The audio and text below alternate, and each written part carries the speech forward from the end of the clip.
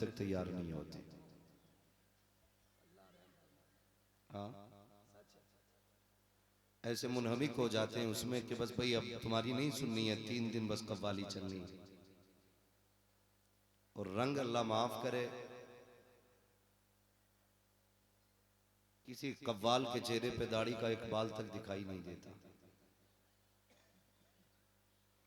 ऐसे ऐसे कलाम पढ़े जाते हैं कि कौम तबाही की तरफ जा रही है और खैरियत नहीं है। फिर कह रहा पीर परस्ती करते करते मिल गया मुझको अल्लाह,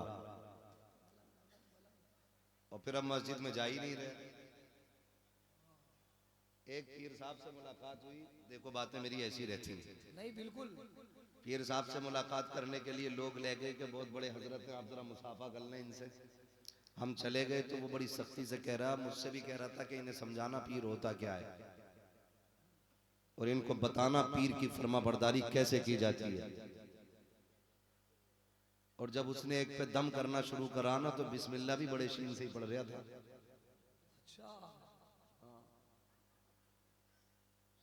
उसकी टांग में दर्द था तो टांग का दर्द रुमाल से झाड़ झाड़ के निकाल रहा था, और फिर 3 बार फूंक के बोला ठीक हो गया, कि हाँ ठीक हो गया। जब वो वापस जाने लगा फिर भी लंगड़ा रहा था। मैंने कहा या तो ये झूठा है या फिर ये झूठा है। ये कंडीशन है हमारी। तो हमारी कौम की आदत हो गई है, अब मजारों पे कव्वालियां होंगी, और खाली कव्वाल आते तो खैर भी थी, कुछ पूरे लाओ लश्कर के साथ लाके उसके साथ कव्वालन भी बैठाई जाती है। हाँ, कव्वालन लाके बैठाई जाती है और कहते हैं जरा जवाब तगड़े करके देना, पार्टी दबनी नहीं चाहिए। 4 गुंडे लड़कों की तरफ बैठते हैं और 4 आवारा लड़की की तरफ बैठ जाते हैं। फिर जो पैसे की बर्बादी होती है वो देखने के काबिल होती है। हम कभी गौर करें हमारी सोसाइटी में कितने आईएएस हैं, हमारी कौम में कितने आईपीएस हैं, हमारे गांव के अंदर कितने एमबीबीएस हैं, अपने कितने लोगों को डिग्रियों तक पहुंचाया है। पहली बात तो हम पढ़ना चाहते ही नहीं, और अगर पढ़ने भी चाहे तो हालात ये है कि स्कूलों के अंदर सिवाय खिचड़ी के कुछ नहीं दिया जाता। बच्चे को किताबें उतनी याद नहीं जितने बर्तन याद रहते हैं। ये बात बहुत गौर से मेरी सुनिएगा। बस्ता खोल के देखो तो किताब निकले ना निकले, प्याली और प्लेट जरूर निकलेगी। ये किस लिए कि स्कूल में खिचड़ी खिलाई जाती है। गिरते पड़ते हाई स्कूल तक हम पहुंच गए तो वहां जाके कहते मास्टर साहब जरा पास करा देना। नकल कराने के कितने लोग हैं। मास्टर साहब फिर तय करते हैं कि 10,000 लेके तुम्हें नकल कराई जाएगी, चीटिंग करा के तुम्हें 10वीं में पास कराया जाएगा। हाई स्कूल की डिग्री अगर तुमने नकल करके या चीटिंग करके ले ली तो कोई फायदा है? बोलो। तुम 80% नंबर नहीं 90% ले आओ। करा क्या है तुमने? नकल करके पास हुए हो, मेहनत से तो पास हो नहीं सकते थे, क्योंकि जब तालीम का दौर तक खिचड़ी खाते रहे। बाकी टाइम पे ना बाप को फुर्सत थी देखे क्या पढ़ के आया, कहां से आया, ना आपके बेटे को फुर्सत थी किताबें खोल के देख लेता। अब जब किताबें खोलने का वक्त आया तो अब वक्त जा चुका है। फिर कहते हैं कि साहब इंटरव्यू में जा रहा हूं, दुआ कर देना। अब दुआ क्या खाक काम आएगी? कभी जिंदगी में तुमने किताबें तक नहीं खोली, कभी पढ़ के तुमने नहीं देखा, उसके बाद कहते हो दुआएं कारगर साबित नहीं हो रही है। मैं आपसे पूछना चाहता हूं, शेख सादी शिराजी रहमतुल्लाह तआला अलैह ने फरमाया दुआएं बाद में कराओ, अपने हिस्से का काम पहले किया करो।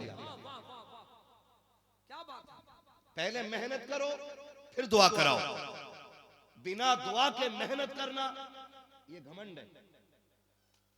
सिर्फ मेहनत पे भरोसा करना ये घमंड है, और सिर्फ दुआ पे भरोसा करना ये जिहालत है। पहले आप मेहनत करें, अपने हिस्से का काम करे, उसके बाद बंदे से बोले दुआ कर, फिर देख अल्लाह कामयाबी देता है। तुम रात को 3 बजे तक पबजी खेलते रहो, मोबाइल में गेम खेलो, अब्बा के साथ बैठ करके सीरियल देखो, और 7 बजे लाके कलम पढ़वाओ मौलाना अख्तर रजा से कि पढ़ तो बेटा एग्जाम में जा रहा है। अगर खाली इसकी भूख में इतना दम होता ना, इसके सारे बेटे IAS बने बैठे होते। हम कुछ करने नहीं चाहते, ऐसे दिमाग बन गए हमारे कि हम आगे की सोचने तैयार नहीं,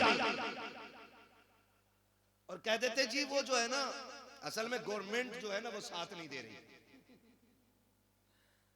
नाम सुन के बाहर निकाल दिया। मैं पूछना चाहता हूं, मैं जानता हूं चल 1% निकाला जा सकता है, 1% तुझे निकाल दिया होगा, लेकिन बता तो सही, क्या तेरे अंदर अगर 10 लोग बैठे थे कलमा पढ़ने वाले, 10 को नाम की बुनियाद पर निकाला गया, दावे के साथ कहता हूं किसी मर्ज का इलाज बन जाओ, मरीज बिना जात पूछे तुम्हारे दरवाजे तक आएगा, बिना नाम पूछे तुमसे दवा ली जाएगी। क्या तुमने नहीं देखा जब लॉकडाउन लगा था, सारी मार्केटें बंद थी, बीड़ी पीने वाले, सिगरेट पीने वाले, पान खाने वाले जब परेशान होते थे और कुछ कहीं नहीं मिलता था, फिर खबर आती थी फला जगह दुकान खुली है, वहां पान मिल रहा है, तो मुझे बताओ तो सही, तुम में से कितने लोग साथ देख के दुकान पे जाते थे, कितने लोग बिरादरी देख के जाते थे, कितने लोग पूछते थे ये किस धर्म से ताल्लुक रखता है? नहीं साहिब, जब जरूरतें पूरी होती है तो जात नहीं देखी जाती है, मकसद देखा जाता है। आज काबिल बन जाओ, फिर मजहब देख के नहीं, तुम्हारी काबिलियत देख के तुम्हें कुर्सी दी जाएगी। जिंदाबाद जिंदाबाद। ये हालात है हमारे, पढ़ते हम नहीं, बदनाम गवर्नमेंट है। चलो 1% हो सकता है, 2% हो सकता है, मैं कहता हूं 100 में 50 लड़के बैठे ना इंटरव्यू में, कितने फेल करोगे? 10, 20, 30 तो फिर भी कुर्सी पे आ जाएगा। माहौल बनाइए पढ़ने का, शौक पैदा कीजिए। ये कड़वी सच्चाई है हजरत, हमारी कौम जाहिल होती जा रही है, हमारी कौम जाहिल होती जा रही है। बुरा ना मानिए, मैं पहले बता दूं बरेलवी, और शायद तुम में सबसे पक्का बरेलवी अल्हम्दुलिल्लाह। हाँ, मगर बातें कुछ ऐसी हैं जो आपको लगेंगी कि शायद ये हमारी नहीं होनी चाहिए, लेकिन हमारी है। हालात हमारे आप देखिए, हमारी कौम के अंदर जब कव्वाली होती है ना, तो फिर सबसे आगे सबसे पैसे वाले की कुर्सी पड़ती है, वो थैले में पैसे लेके बैठता है, जिधर से शेर जोरदार होता उधर ही पैसा उड़ाना शुरू कर देते। कोई कौम है इतनी बेवकूफ दुनिया में इस वक्त जो अपना पैसा बेमकसद खर्च करे, सिर्फ अपनी जिस्मानी मौज मस्ती के लिए, खाली जहन को मौज कराने के लिए, और कर को 4 लोगों से ये सुनने के लिए मौज आ गई यार उसको तो देखो पैसा कितना लुटाया है। मैं तुझसे इतना कहना चाहता हूँ, खुदा ने तुझे दौलत से नवाजा है, तो जा जिस बस्ती में रहता है उसमें बेवा की बेटी भी रहती होगी, यतीम भी रहते होंगे, वहाँ गरीबों का भी आशियाना होगा, उस बस्ती में ऐसे बच्चे भी होंगे जो पढ़ना चाहते होंगे, लेकिन फीस भरने की गुर्बत इजाजत नहीं देती होगी, उनकी काबिलियत उनके सीने में होगी, लेकिन आगे बढ़ने के लिए पैसा नहीं होगा। हाँ आ, तुझे रब ने दौलत से नवाजा है, तो अय्याशियों की महफिलों में न लौटा, ज़ैन की अय्याशी के लिए पैसा बर्बाद न कर। अगर तुझे खुदा ने दौलत से नवाजा है, पूरी बस्ती पे निगाह डाल, देख तो सही कौन आगे बढ़ना चाहता है, कौन पढ़ना चाहता है, उस पैसे को उठा और गरीब की फीस में लगा दे। खुदा की कसम, अगर उस पैसे से कोई MBBS बन के कुर्सी पे बैठ गया, अगर गलत दवा लिखेगा, इस्लाम का दामन गरेबान पकड़ के कहेगा खबरदार तू मोहम्मद का गुलाम है, गलत दवा नहीं लिखनी है, तूने मदीने वाले का कलमा पढ़ा है, मरीज को धोखा नहीं देना है। जब ये होगा, खुदा की कसम कोई गरीब भी बिना दवा के नहीं मरेगा, अगर मरेगा तो सुकून की सांस लेके मरेगा। नारे तकबीर, नारे रिसालत, मसलके आला हजरत, पैगाम इस्लाम, बहुत अच्छी। ओ भाई, हम जानते हैं कई बार ना पढ़ने वाले बच्चों को मदरसे में इसलिए जगह नहीं दी जाती कि उनके पास पैसा नहीं है, स्कूल में इसलिए जगह नहीं दी जाती उनके पास पैसा नहीं। लगाओ ना पैसा, खर्च करो ना पैसा यार, किसने मना किया? जा कभी हॉस्पिटल के आगे खड़े होके देख, कितने लोग 2-2 रुपए की दवा की वजह से तड़पते रहते हैं, कोई 2 रुपए की दवा दिलाने तक नहीं होता। हमें एहसास नहीं है ना हमारी जेब में तो पैसा फुल भरा पड़ा है, हमें क्या टेंशन है? हम तो सोचते हैं जैसे हम मौज कर रहे हैं वैसे सब कर रहे होंगे ना। कभी हॉस्पिटल के आगे खड़े होके देखा करो, जाओ ना कभी रातों में उठ के देखो, जहां प्लास्टिक का ढेर लगा रहता है ना वहां भी जरूरतमंद आते हैं, जहां कचड़े में खाना पड़ा रहता है वहां भी जरूरतमंद आके खाने तलाश करते हैं। ओ भाई, ऐसे दौलत को बर्बाद न करो। हमने ना बहुत ज्यादा हमारी तवज्जो क्या है, बुरा ना मानिएगा, मैंने कल भी ये बात कही थी और आज फिर कह रहा हूं, सबसे ज्यादा जलसे उड़ीसा, बिहार, बंगाल, इन 3 सूबों में सबसे ज्यादा जलसे होते कि नहीं? सबसे ज्यादा जलसे हो रहे हैं, बिल्कुल जलसों का मुखालिफ नहीं, लेकिन कुछ कहना चाहता हूं, इतने जलसे हुए और हर जलसे में हजारों बहन बेटियां आती हैं। आप खुद बताओ तुम्हें कितने घरों से सुबह को कुरान पढ़ने की आवाज आती है? अपने अपने घर के बारे में सोचो, कितने घरों के अंदर सुबह कुरान पढ़ा जाता है। कुरान पढ़ने की बात छोड़िए साहिब, यहां तो 10 से पहले कोई उठता भी नहीं। बच्चे उठ जाए तो मां थपकी दे के सुला देती है, अभी टाइम नहीं हुआ है। ये हालात हमारी कौम के हैं। तकलीफ हुई, मैंने सुना कोई 300 किलोमीटर दूर से अजमेर शरीफ चादर लेके चला पैदल। मैं चादरों का मुखालिफ नहीं, लेकिन मसला के आला हजरत की रोशनी में काम कीजिए। मसला के आला हजरत ये है, अगर मजार पर पहले से एक चादर पड़ी है तो दूसरी चढ़ाने की इजाजत नहीं है। और इतनी चादरें चढ़ गई, इतनी चादरें चढ़ गई कि मुजावरों के कमरे भर गए। दे चादर पे चादर। मैं आपसे पूछना चाहता हूं, 300 किलोमीटर से कोई चादर लेके चले, कोई 50 किलोमीटर से चादर लेके चले, हैरत की बात तो ये है, बताने वालों ने ये बताया जो 300 किलोमीटर से चादर लेके आ रहे थे उन्होंने मुसलसल सफर किया, एक सजदा रब को नहीं किया, 5 वक्त 24 घंटे में नमाज के गुजरते थे, एक बार नियत बांध के खड़े नहीं हुए। जरा दिल पे हाथ रख के बता, तू नहीं 500 नहीं 5000 किलोमीटर से चादर लेके आ और रब को सजदा न कर, मुझे बता क्या मजार वाला राजी होगा? खुदा की कसम नहीं, मजार वाला भी तब राजी होता है जब काबे वाला राजी हो। काबे वाला राजी होता है। बात जिंदाबाद, जिंदाबाद। कब तक अपने आप से झूठ बोलते रहोगे? कब तक धोखे दोगे अपने आप को? जिसे देखो ले चादर दे चादर, लाइन लगी पड़ी है चादर चढ़ाने की। ओ भाई, अगर तुझे कपड़े ही चढ़ाना है उनके नाम का, दुपट्टे खरीद, दुपट्टे खरीद, किसी बेवा के लिए जोड़ा खरीद, किसी यतीम के सर की शाल खरीद।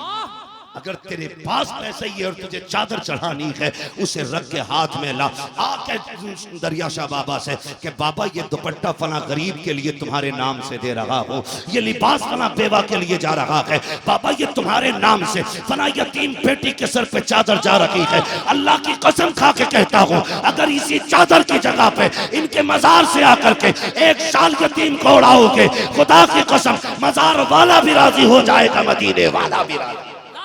नारे तकबीर, नारे रिसालत, पैगाम इस्लाम, उर्से दरिया शाह बाबा, अल्लामा मुफ्ती हम्माद साहब क़िबला मुरादाबाद। भाई हमारे जो ज्यादातर तवज्जो है ना जी, बस सिर्फ इसी तरफ है। मैं बस आपसे इतना कहूंगा, अल्लाह वालों की निस्बत से जो आपको खर्च करना है ना, वो जरूरत की जगहों पे ज्यादा खर्च करो, जरूरत की जगहों पे ज्यादा खर्च करो। ठीक है जी, हमारी सारी तवज्जो लंगर पे ही लगी रहती है। मैं लंगर का भी मुखालिफ नहीं हूं, हमारा तो अकीदा ये है तेरे टुकड़ों पे पले गैर की ठोकर पे न डाल, झड़कियां खाएं कहां छोड़ के सदका तेरा। हम तो हमारा अकीदा ये है कि हमारे घर में भी जो पकता है ना, मदीने वाले की दर की खैरात पकती है। हमारा तो सबका ही अकीदा ये भाई, मगर आपसे इतनी सी गुजारिश, अक्सर लंगर में वही खा के जाते हैं कि जो डट डट के पहले से खाते रहते हैं। गलत नहीं कह रहा हूं, बकरा ईद पे ना पहली बात तो ज्यादातर बड़े बड़े जानवर काटते हैं लोग, और काटने के बाद ना वो बांटते, लेकिन इत्तेफाक से कोई पैसे वाला अगर बकरा काट ले, या तो पूरा फ्रिज में पैक कर लेता है, और अगर तकसीम भी करता तो उन्हीं के घर करता जो बराबरी के लोग होते। सही बात, बिल्कुल। हाँ जी, या तो पूरा फ्रिज में रख देगा बंद करके, चार पाए श्री खोपड़ी पूंछ तक सारी बंद, और खाता रहेगा मोजले लेके, और या फिर तकसीम करेगा तो उनके घर जिनके यहां हर दूसरे तीसरे दिन बकरा बनता है। यार आज उनके घर बकरे का गोश्त पहुंचा दे जिनके यतीम पूछा करते हैं अम्मी के बकरे का भी कुछ गोश्त होता है। जिन गरीबों ने कभी जिंदगी में बकरे की एक बोटी नहीं खाई, कभी उन्हें पहुंचा के देखना। हमारे मकासिद तो देखो, हमने अल्लाह की रजा की फिक्र नहीं की, कुर्बानी की फ्रिज में रखा। इस्लाम मना नहीं करता है, रखो खाओ, ये इस्लाम की तरफ से मेहरबानी है। अगर इस्लाम ने मना कर दिया होता, एक बाल तक तुम्हारे फ्रिज में नहीं होता। ये तो एहसान है मदीने वाले का जो इजाजत दी गई है। तुम भी खा सकते हो, दूसरा रास्ता खोला गया, दूसरों को खिला सकते हो। यार अल्लाह तौफीक दे, 3 हिस्से कर ले, एक हिस्सा अपने घर रख दे, एक हिस्सा दोस्तों में बांट दे, एक हिस्सा लेकर के किसी यतीम बेवा के घर पहुंचा दे। खुदा की कसम, जिसने जिंदगी में पहली बार बकरा खाया होगा वो हाथ उठा के कहेगा, अल्लाह जिसने हमारी जरूरत पूरी की है तो उसकी जरूरतें पूरी फरमा। लाजवाब, लाजवाब, जिंदाबाद, जिंदाबाद। ख्याल रखा करो सबका, सबका ख्याल रखा करो। ओ भाई, जब तक काम दिल से नहीं होता कोई नतीजा नहीं, दिल से नहीं होता। जब तक दिल से काम नहीं होगा कोई नतीजा नहीं।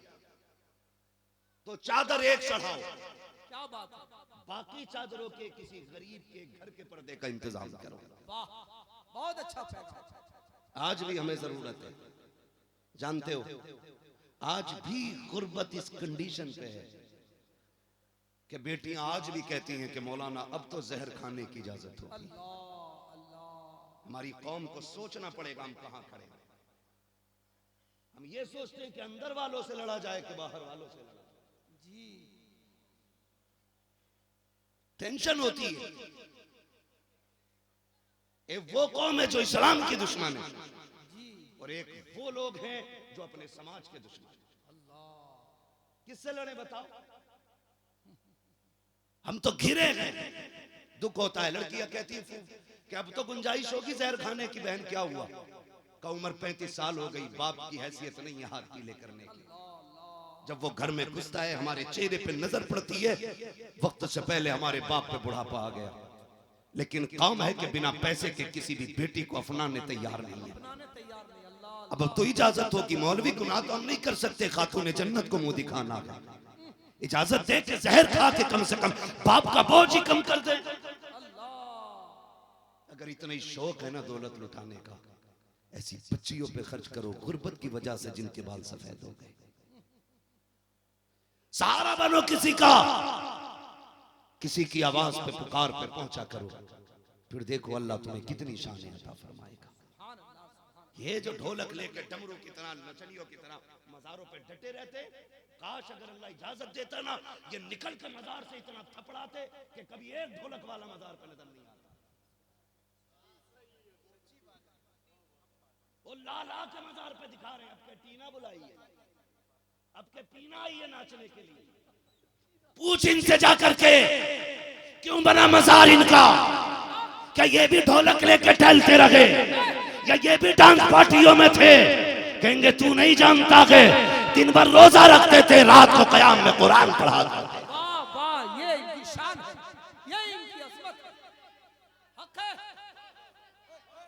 जिंदाबाद, है जिंदाबाद, है जिंदाबाद।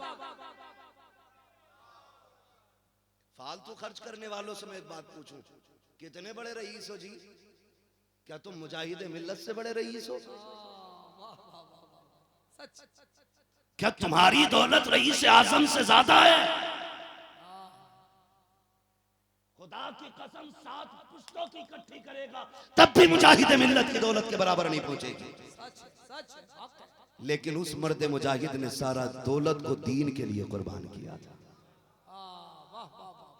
खाली सफेद टोपी लगा लेना हबीबी नहीं है, खाली तबलीग सीरत के नारे लगा लेना काफी नहीं है, खाली मुजाहिद मिल्लत के नाम की आवाज दे देना ये काफी नहीं है। जिम्मेदारी बनती है उड़ीसा के हर फर्द की, अगर तबलीग सीरत का नाम लेता है, हबीब मिल्लत की निस्बत की बात करता है, तो कम से कम एक काम ऐसा करके जाए, अगर कयामत में अल्लाह पूछे बता क्या करके आया है, मेरे मुजाहिद के उड़ीसा में रहता था, कौन सा कारनामा अंजाम दिया, कम से कम एक कारनामा ऐसा कर जाना जो फख्र से कह सको मालिक मुजाहिद मिल्लत का नाम लेता था, एक बेवा की बेटी के शादी का खर्चा उठा के आया हूँ, कोई खड़े होके ये कहते एक बीमार का इलाज करा के आया हूँ, कोई तो ये कहते एक परिवार का खर्चा चलाता था, कोई तो ये कहते जिसके सर पे छत नहीं थी मैंने उसकी छत डलवाई है, जिसके बदन पे कपड़ा ना था मैंने उसको कपड़ा पहनाया है। हकीकी अभी भी वो होते हैं जो मुजाहिद मिल्लत के नक्शे कदम पे अमल किया करते हैं। लाजवाब लाजवाब, नारे तकबीर, नारे रिसालत, फैज़ाने आला हजरत सरकार हुजूर मुजाहिदे मिल्लत उर्से दरिया शाबाब। कहने को तो सारे ही हबीबी हैं, लेकिन कारनामे देखो, हम ही में से कुछ हबीबी खाली हबीबी रह जाते हैं। खाली हबीबी का मतलब है तो हबीब मिल्लत का चाहने वाला, लेकिन डिमांड खत्म नहीं हो रही। जहेजों की डिमांड अब भी चल रही है, अब भी बेटियों को परेशान किया जाता है। यार कितनी तकरीरें इस चीज पे हो गई, कितनी बयान हो गए, लेकिन कौम है कि सुधरने का ही नाम नहीं ले रही। खाली जलसों में जहनियत के चस्के के लिए मत आया करो, ये सोच के आया करो ये जो मौलवी आया अगर काम की बात बताएगा फिर अमल करेंगे।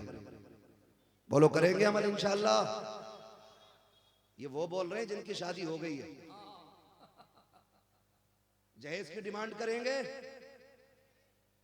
वो बोलो जिनकी अभी नहीं हुई है।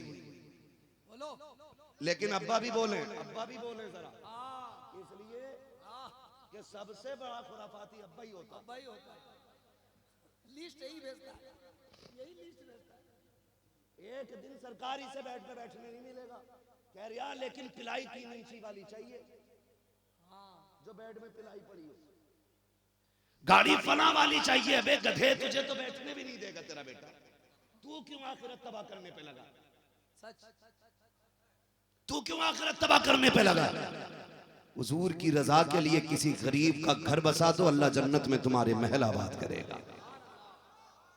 कितने नौजवान वादा करते हैं इंशाअल्लाह जहेज की डिमांड नहीं करेंगे, जरा बता दें, कुआरे लोग बता दें जरा, नहीं करेंगे इंशाअल्लाह, और जोर से इंशाअल्लाह। इधर सारे शादीशुदा बैठे, कोई कुआरा नहीं है।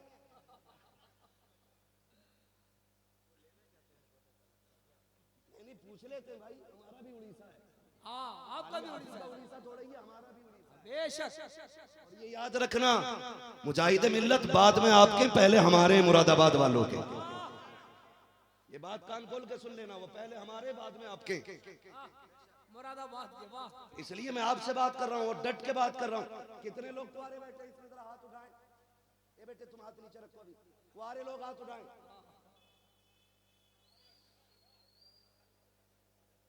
बहुत जरूरी है। 10-12 कुआरे बैठे, थ्योरी प्रैक्टिकल ये दोनों होना चाहिए भाई।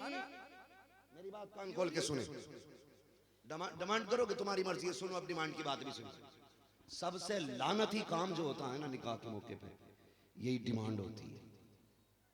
सबसे मनहूस काम जो 10 लाख 5 लाख कह के मुंह खोल दिया जाता है, ये देने लेने का मामला बेटी वाले के अपनी मर्जी पे छोड़ दो, इसलिए कि वो जो भी देगा अपनी बेटी को देगा। बाकी तो मैं एक सीधी बात जानता हूं, निकाह वो करे जो बीवी को कमा के खिला सकता हो, मकान दे सकता हो, कपड़ा दे सकता हो। ठीक है जी, जो कपड़ा दे सकता है, रोटी दे सकता है और मकान, क्या जोर से, अगर इनमें से एक चीज भी देने की हैसियत ना हो तो इन उलमा से पूछो निकाह जायज है। क्या बात है, वाह, अरे वाह। बताएं निकाह कर सकता है वो? हाय हाय, वाह। अब मेरी बात सुनो, ये जो लोग 7 लाख 8 लाख 10 लाख डिमांड कर रहे हैं, ये किस लिए मांग रहे हैं भाई? जब मकान बनाने के लिए तुझ पे पैसा नहीं है, रखने की जगह नहीं है, तेरे बेटे को निकाह की इजाजत नहीं, बात खत्म हो गई। अब चल रड़वा रहे। दूसरी बात क्या आती है? कपड़े हैसियत नहीं पहनाने की, तो तुझे निकाह करने की इजाजत किसने दे दी? खाना वो भी नहीं। ये भिखारी होते हैं जो मांगते हैं। और बेटी भिखारियों को मत दिया करो, बेटी भिखारियों को मत दिया करो, बेटी गनी लोगों को दिया करो। गनी वो नहीं होता जिसके पास 5 गाड़ी है। गनी वो होता है घर में भले आधी रोटी है लेकिन हाथ नहीं फैलाता है। गनी होता है। तुम रिश्ता किसे देते हो? गलती तो कुछ बेटी वालों की भी है जी, है कि नहीं? टेंशन में आ गए ना, मुंह बिगड़ गया। याद रखिए, मैं आईना को दिखाऊंगा दाग चेहरे के, जिसे खराब लगे सामने से हट जाए। हम तो भाई सीधी बात ये कहते हैं, हमारे पास जो पैसा आना जलसों का, वरना हमारे घर में पेड़ नहीं लगा है। सच सीधी बात है दिलदार भाई। हजरत हमारे घर में पेड़ नहीं लगा है। जहाजों में जो उड़ रहे हैं ना, ये आपके पैसे से। जो शानदार खाने खाते हैं आपके पैसों से। जिन बिल्डिंगों में रहते हैं आपके पैसों की हैं। हम वो नहीं करेंगे। आपसे पैसा लेकर के चिपड़ी चिपड़ी बातें करके, मीठी बातें करके बेवकूफ बना के चले जाएं। बल्कि जब आपने पैसा दिया है, कम से कम इतना तो कह के जाएंगे। अगर 2 दिन याद ना रखे, कम से कम सुबह तक की बात तुम्हें करवटे तो दिला दी। लाजवाब, बहुत अच्छी, वाह। हमसे मीठी बातों की उम्मीद न रखना, हमसे मीठी बातों की उम्मीद नहीं रखना। हम तुम्हें राजी करने नहीं, हम मदीने वाले को राजी करने बैठे। बंद करो ये डिमांड है। आज भी बेटियां मरने तैयार है, कहती मौलवी कोई तरीका बता जो बाप के बदन से बोझ उतर जाए। ये किसकी वजह से हो रहा है? ये कुछ बेगैरत अमीरों की डिमांड की वजह से हो रहा है। हाँ हजरत, सारे अमीर बेगैरत नहीं होते। कुछ ऐसे भी अमीर हैं जिनके घर की दौलत से नबी के घर के खर्चे चला करते हैं। कुछ ऐसे भी पैसे वाले हैं जिनके पैसे से गरीबों के चूल्हे जला करते हैं। लेकिन मैं पूछना चाहता हूं, शादियां इतनी मुश्किल क्यों की तुमने? क्या तुम्हारे आगे कल बेटी नहीं आएगी? कम कोई नहीं है, कम बेटी वाले भी नहीं है। किसी के गले में आला लटका हुआ देखा, पीछे लग गए रिश्ता करा दे, डॉक्टर लग रहा है, भले सुई सही से लगानी नहीं आती है, अभी उसे कॉम्बी फ्लैम का पूरा सिस्टम भी याद नहीं है, वो कुछ नहीं जानता है, खाली ड्रेस पहन के आला पहन लिया। हम कहते डॉक्टर के बेटी का रिश्ता करा दे, का मैं नहीं करा सकता, ये पैसे वाला है, इसके आगे मैं कैसे बात करूंगा? कहता 10 लाख दूंगा रिश्ते की बात कर, 15 दूंगा रिश्ते की बात कर। कल जब यही डॉक्टर 15 लाख के खत्म होने के बाद तेरी बेटी को जूता मार के घर भेजता है, तू मौलवी के पास आके रोता है बेटी को दामाद बुलाने नहीं आया, पैसे मांग रखा है। मैं कहता हूँ खबरदार, तूने 15 लाख दे करके बेटी को बेचाना होता, काश तूने मस्जिद में जाके 5 वक्त नमाजी देखा होता, तेरी बेटी भी खुश रहती और तू भी जिंदगी भर राजी रहती। अरे लाजवाब, क्या पैगाम! नारे तकबीर, नारे रिसालत, इस्लाहे माशरा, पैगाम इस्लाम। करेंगे भाई। लड़की वालों, रिश्ते कभी भी गले में आला देख के मत करो।